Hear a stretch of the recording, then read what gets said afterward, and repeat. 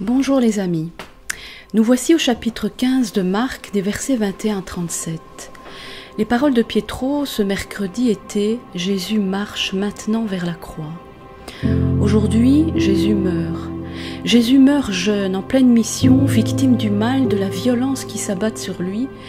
Le vendredi saint est le temps de la douleur, le temps du choc, de la violence qui se déchaîne, de la trahison, du doute, de la déstabilisation, de la solitude et de l'abandon.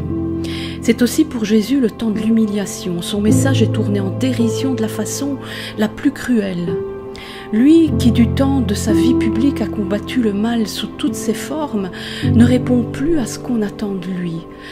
Il semble impuissant face au malheur qui le frappe, perd apparemment toute crédibilité et la profondeur de son message semble oubliée ou incomprise. Personne ne s'attendait à une fin aussi lamentable. Cela a dû être vraiment très dur pour Jésus, une terrible épreuve. Au cours de son procès, il ne prononce que quelques mots, comme si face à une telle mauvaise foi, il était inutile de s'expliquer. Jésus ne retire rien de son message, il reste dans l'axe de sa trajectoire. Il va entrer dans sa mort comme un vivant profondément atteint, douloureux. Malgré ce désert intérieur, il reste relié au Père, il se plaint à lui, mais non de lui. Il témoigne de la relation filiale et vivante qui demeure malgré l'épreuve. Jésus meurt le cœur ouvert, il continue sa mission et en puisant aussi dans les autres évangiles, on découvre qu'il prendra soin de sa mère, qu'il n'exclura pas le truand à ses côtés et qu'il pensera même à ses malfaiteurs en priant le Père pour eux. Et enfin, il prononcera cette phrase qui va résumer toute sa vie, « Tout est accompli ». Accomplir, parachever est un terme plein, dense. Toutes les étapes de la vie de Jésus ont été vécues jusqu'au bout. Et en regardant sa vie, en nous imprégnant de son message, nous pouvons mieux connaître Dieu comme Père, mieux comprendre son amour. Jésus, comme on l'a vu maintenant à travers tout l'évangile de Marc, a le cœur ouvert, donné à tous. Il transmet à pleine main l'amour du Père partout où il passe. Il est plein de compassion devant toute forme de malheur qui peut atteindre un être humain. Il guérit, il réconforte, il rassure, il interpelle aussi, enseigne, il remet la vie en route partout où il passe. Le message est toujours là, l'amour du Père. Ça veut dire que nous pouvons compter sur son amour, même si nous sommes perdus en cours de route.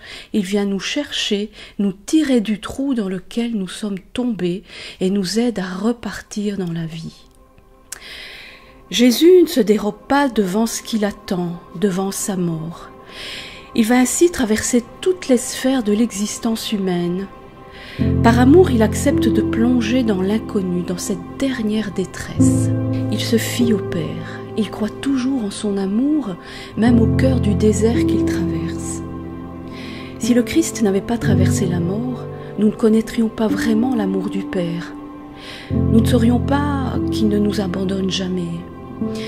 Nous accompagne dans la mort, quelle qu'en soit sa nature, et nous ramène à la vie, à la résurrection. C'est l'ultime message que Jésus délivre à ses amis et aussi à ses ennemis, parce que personne n'est exclu de l'amour. Jésus est totalement innocent du mal qui s'abat sur lui. Il est victime de la violence, de l'intolérance, de l'aveuglement, de la recherche de pouvoir, de l'ambition, de la peur, de la concurrence. Et nous aussi, au cours de notre existence, nous sommes confrontés au mal qui est là dans le monde. Et cette question du mal et de la souffrance ouvre tout un abîme de questionnement.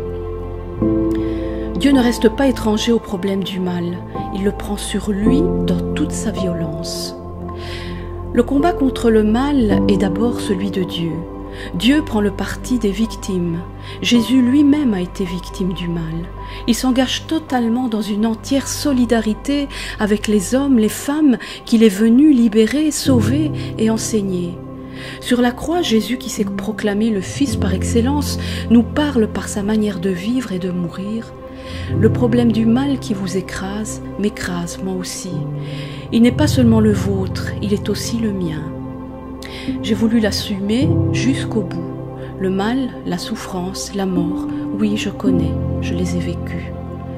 Cela nous manifeste que le salut ne vient pas purement et simplement de l'extérieur comme un acte magique, mais le salut se passe au cœur de la réalité, de notre réalité, de ce qui nous empêche de devenir ce que nous pourrions être. On lit par ailleurs dans la parole que Jésus a vécu la douleur, a subi le mal, a traversé toutes les étapes de l'humanité, mais sans péché.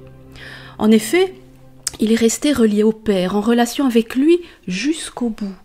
Parce qu'en fin de compte, le péché, n'est-ce pas couper sa relation à Dieu, se détacher de lui, se passer de lui, se détourner de lui, ne plus lui laisser l'accès de notre cœur et par là même l'éjecter de soi et vivre sans lui, avec pour conséquence un désordre intérieur et la difficulté, voire l'incapacité à aller vers les autres, à entrer en relation, à aimer les autres. Le Christ nous apprend à ne fuir aucune étape de vie, aller jusqu'au bout de ce que nous avons à vivre, que ce soit le temps de la joie ou celui de l'épreuve. Vivre pleinement le présent avec lui et en lui, dans l'épaisseur de notre humanité, va alors porter un fruit de vie. Autant nous n'avons jamais à rechercher la souffrance, autant nous n'avons pas non plus à nous détourner de la dure traversée du désert quand elle se trouve sur notre route. Le fait que Jésus ait assumé la réalité de sa vulnérabilité dans une forme de nuit intérieure est pour tout homme, toute femme, une profonde libération. Il nous autorise en quelque sorte à vivre notre propre vulnérabilité, à ne pas culpabiliser de notre fragilité, à prendre le temps de parcourir en son entier le long trajet du deuil, à pleurer, à être déstabilisés. Nous qui avons peut-être un lourd passé ou qui vivons un présent difficile, nous comprenons comment nous pouvons déposer notre plainte dans le cœur du Père et laisser le Christ habiter ce que nous vivons, la douleur, la violence, la haine, la révolte, tous ces grands remous que nous avons peut-être relégués au fond de nous-mêmes parce que trop durs à affronter. Nous avons le droit de nous questionner, d'être déchirés, tout en gardant la certitude, aussi faible soit-elle, que nous ne sommes pas seuls dans la détresse. Nous semblons être abandonnés, et cependant le Père nous accompagne à chaque seconde de vie au cours de l'épreuve. Sa présence est bien vivante, il console, fortifie, aide à traverser l'incompréhensible, l'impensable même. Pâques signifie passage, le passage d'un lieu de mort, quelle qu'en soit sa forme, à l'adhésion à la vie, le passage de l'ancien au nouveau, le passage de l'habitude, du répétitif, de l'inertie, de l'immobilisme à la nouveauté de vie proposée par Jésus-Christ. Notre existence tout entière est une succession de Pâques, de mort et de résurrection. Pâques est un accomplissement. À la suite de la Pâque de Jésus, chacun, chacune est appelé à vivre cette route. Et lorsque nous découvrons que cette promesse de salut nous est offerte personnellement, quel que soit notre état, nous nous sentons alors appelés par notre nom et être établis dans une nouvelle qualité de la vie, celle de l'amour. Par la grâce du Christ, nous devenons capables de nous laisser aimer, guider, nous entrons peu à peu dans notre sécurité la plus profonde, celle de la certitude de la présence de Dieu, au centre de notre être, au cœur de tous nos choix, nos démarches. Pâques s'accomplit au cœur de notre propre existence, dans la présence aimante du Père. Qui apprend à vivre du vivant, à vivre du Christ, répond à l'appel de revenir à la vie, de choisir la vie.